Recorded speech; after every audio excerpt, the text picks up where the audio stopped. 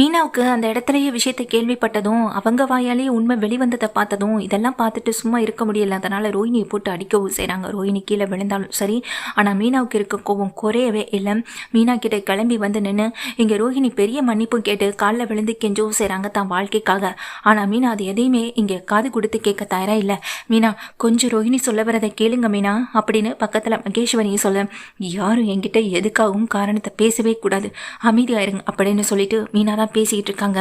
ஒரு பையனை விட உங்களுக்கு ஒரு கல்யாண வாழ்க்கை ரொம்ப பெருசாக போச்சுல. உங்கள் பையனுக்காக யோசிச்சுருந்தா நீங்கள் நேரம் சந்தோஷமாக இருந்திருக்கலாம். ஆனால் உங்கள் பையனுக்காக யோசிக்காமல் உங்களை பற்றி யோசிச்சதுனால மட்டும்தான் இந்த கவலை, கஷ்டம், கண்ணீர் எல்லாமே. இதுக்கு காரணம் முழுக்க முழுக்க நீங்கள் மட்டும்தான் ரோகிணி. உங்களை நான் என்றைக்கும் மன்னிக்க மாட்டேன், நம்ம குடும்பமும் என்றைக்குமே மன்னிக்காது அப்படின்னு ரொம்ப கோவத்தில் கத்திக்கிட்டு இருக்கும் போதே இங்கே மீனாவுக்கு கொஞ்சம் மயக்கம் வந்து கீழே மயங்கி விழவும் செஞ்சிடறாங்க. என்னாச்சுன்னு தெரியலடி மீனா மீனா அப்படின்னு சொல்லி பக்கத்தில் போய் அவங்க அம்மா தண்ணி தெளிச்சு கலப்பேன். எல்லாம் ஒன்னால தாம்மா பாரு, இப்போ நான் மீனா கிட்ட வசமாக மாட்டிக்கிட்டேன். மீனா மட்டும் இந்த விஷயத்த போய் வீட்டில் இருக்கவங்க கிட்ட சொன்னால் என் நிலைமை என்ன ஆகுறதுன்னு சொல்ல, இப்போ கூட உன்னை பற்றி மட்டும்தான் யோசிக்கிற ரோஹிணி, கொஞ்சம் தண்ணி எடுத்துகிட்டு வாமான்னு மகேஸ்வரி கிட்ட சொல்கிறாங்க. மகேஸ்வரி தண்ணி எடுத்துகிட்டு வந்து முகத்தில் ஊற்றி கிளம்பவும் செய்கிறாங்க. ஆனால் மீனா கிளம்பவே இல்லை.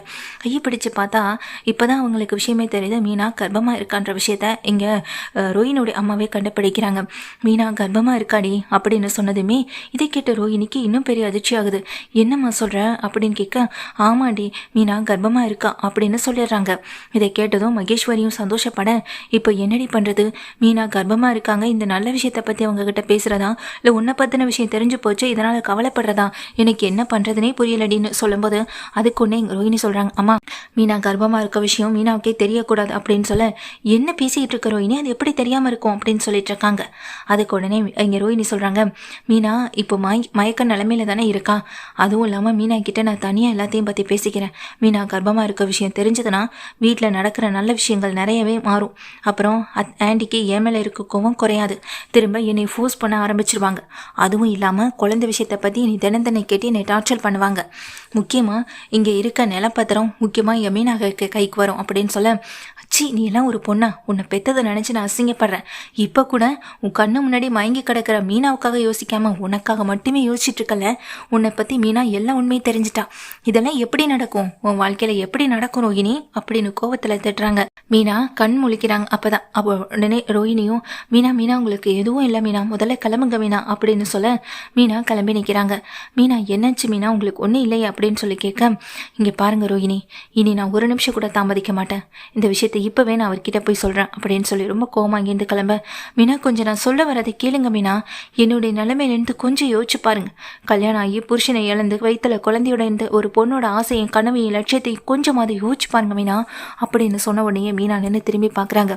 நீங்கள் செஞ்ச தப்புக்கு நியாயத்தை தேடாதீங்க ரோஹிணி, அதுக்கு நியாயன்றது கிடைக்கவே கிடைக்காது. உண்மையை சொல்லி கல்யாணம் பண்ணிக்கலாம்.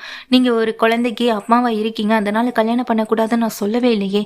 நீங்கள் ஒரு குழந்தைக்கு அம்மாவா இருந்தாலும் அந்த உண்மையை சொல்லி கல்யாணம் பண்ணிட்டு இருக்கணும். ஒருத்தவங்களை ஏமாற்றி கல்யாணம் பண்ணுறதான் பெரிய தப்பு. அதை தான் நீங்கள் இவ்வளோ நாள் பண்ணிட்டு இருந்திருக்கீங்க. இதுக்கப்புறம் எனக்கு தெரிஞ்ச உண்மையை மற்றவங்க கிட்ட சொல்லாமல் இருக்கிறதா நான் செய்கிற மிகப்பெரிய தவறாக இருக்குன்னு தோணுது அப்படின்னு மீனா கோவம் அங்கேருந்து கிளம்ப, மீனா கொஞ்சம் நான் சொல்கிறத கேளுங்க மீனான்னு சொல்லி காலில் போய் விழுந்துடுறாங்க.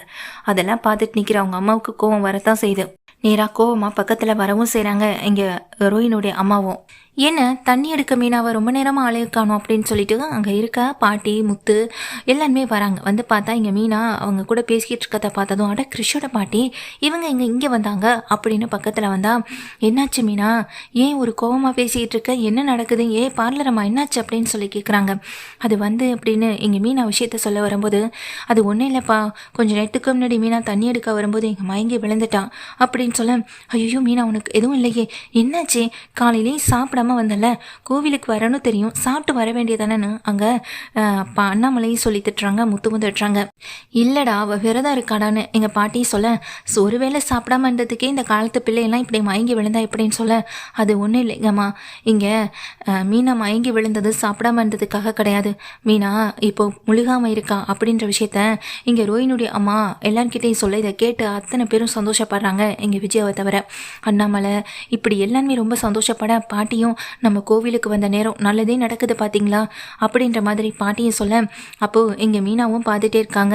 இங்கே மீனா புரியாம மாதிரி அப்படியே ரோஹினியை பார்த்து முறைச்சிட்டே நிற்க, ஏன் மீனா இதான் ஒரு மாதிரி களைப்பாக இருக்க போலன்னு சொல்லிட்டு முத்துவுக்கு பயங்கர சந்தோஷம். இந்த விஷயத்த உடனே செல்வத்துக்கிட்ட அங்கே இருக்க தான் ஃப்ரெண்ட்ஸ் கிட்ட எல்லாம் ஃபோன் பண்ணி சொல்லவும் செய்கிறாங்க. அவங்களும் ட்ரீட் வந்து கொடுக்கணும் அப்படின்ற மாதிரி சொல்லிட்டு ஃபோன் வைக்கிறாங்க.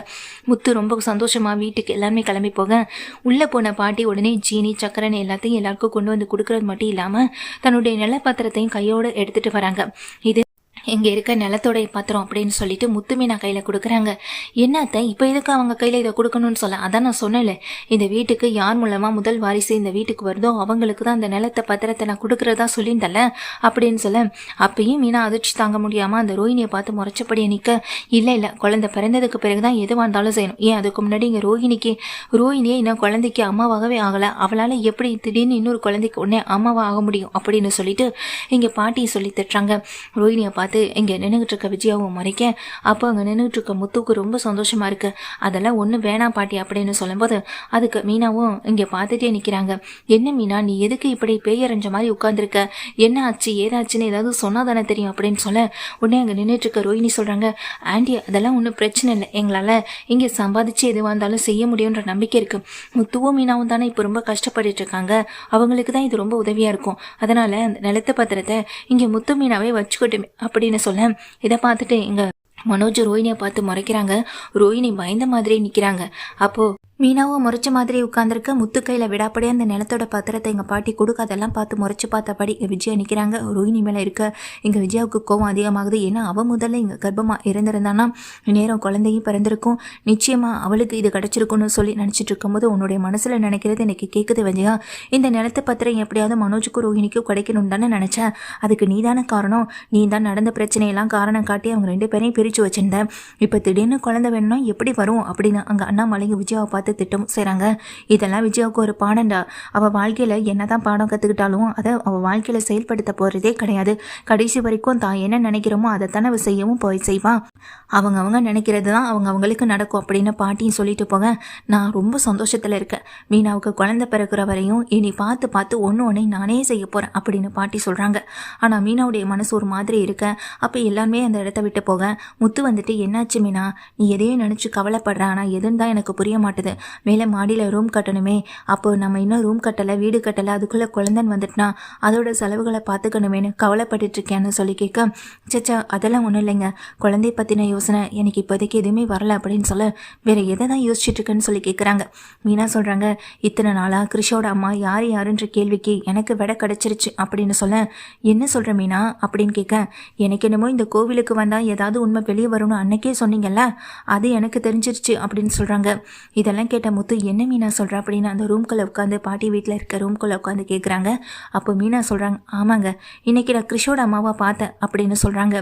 யார் மீனா, நீ நேரில் பார்த்தியா அப்படின்னு கேட்க, ஆமாங்க இன்னைக்கு அங்கே கிருஷோட தாத்தாவுக்கு தவசம் கொடுக்கறதுக்காக அவங்க வந்திருந்தாங்க, நான் அவங்கள பார்த்தேன் அப்படின்னு சொல்கிறாங்க. என்ன மீனா அவங்ககிட்ட பேசினியா, இனிமேலாவது கிருஷ் கூடயும் அவங்க அம்மா கூட இருக்கணும் அப்படின்றத பற்றி பேசினியா அப்படின்னு சொல்லி கேட்க, ஆமாங்க நான் நினச்சதெல்லாம் மனசில் இருக்கிறது எல்லாத்தையும் கொட்டி தீத்துட்டேன், அவங்கக்கிட்ட பேசிட்டேன், இனி அவங்க ஃபாரின்லாம் போக போகிறதில்ல, இனி கிறிஷ் கூட அவங்க சந்தோஷமாக தான் இருக்க போகிறாங்க அப்படின்னு சொல்ல, என்ன மீனா சொல்கிறேன்னு கேட்க, ஆமாங்க அவங்க என்கிட்ட நான் சொன்னதுனால கிறிஷையும் கிறிஷ் பாட்டியையும் நம்ம வீட்டில் ஒப்படைச்சிட்டு போயிருக்காங்க, அவங்கள போகும்போது நம்ம கூட்டிகிட்டு போகலாம், அப்புறம் அவங்க வர்றதுக்கு அவங்க இருக்காங்க ஜாப்லாம் ரிசைன் பண்ணிட்டு வரதுக்கு கொஞ்சம் நாள் ஆகுமா, அது வரைக்கும் நம்ம கூட இருக்கட்டும் அப்படின்னு சொன்னாங்கன்னு சொல்ல, என்னை போய் அப்படின்னு சொல்லுது அப்படி இப்படின்னு சொல்லி ரொம்ப கோவப்பட்டேன், எனக்கு கிருஷையும் கிருஷ் பாட்டியும் நம்ம கூடவே இருக்கட்டும்னு சொல்லி நீயே சொல்கிற அப்படின்னு கேட்க, நான் சொல்லலைங்க அவங்க சொன்னாங்க, எனக்குமே அவங்க நேரில் பார்க்கும்போது அப்படி தெரியலைங்க, அதுவும் இல்லாமல் கிருஷையும் கிருஷ் பாட்டியையும் நம்ம கூட்டிகிட்டு போகலாம் அப்படின்னு சொல்ல, நீயே சொல்லிட்ட இதுக்கப்புறம் என்ன மீனா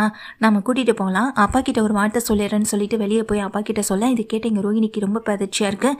மீனா ஏன் இப்படி ஒரு முடிவெடுத்தாங்கன்னு தெரியலேன்னு மீனாவை பார்க்க ரூம்குள்ளே போகிறாங்க. அப்போ அங்கே இருக்க ரோஹினியை பார்த்துட்டு மீனா சொல்கிறாங்க, கிருஷியும் கிருஷ் பாண்டியையும் நான் ஏன் வீட்டுக்கு கூட்டிகிட்டு வரேன்னு உங்களுக்கு தெரியல ரோஹினி, இனி போக போக தெரியும். இந்த விஷயத்த நானாக சொல்லி வீட்டில் இருக்கவங்க உங்கள் மேலே கோவத்தை காட்டுறதை விட அந்த வீட்டில் இருக்கவங்களே நீங்கள் யாருன்னு தெரிஞ்சுக்கிறதுக்கு அது ஒரு வாய்ப்பாக மாறும்.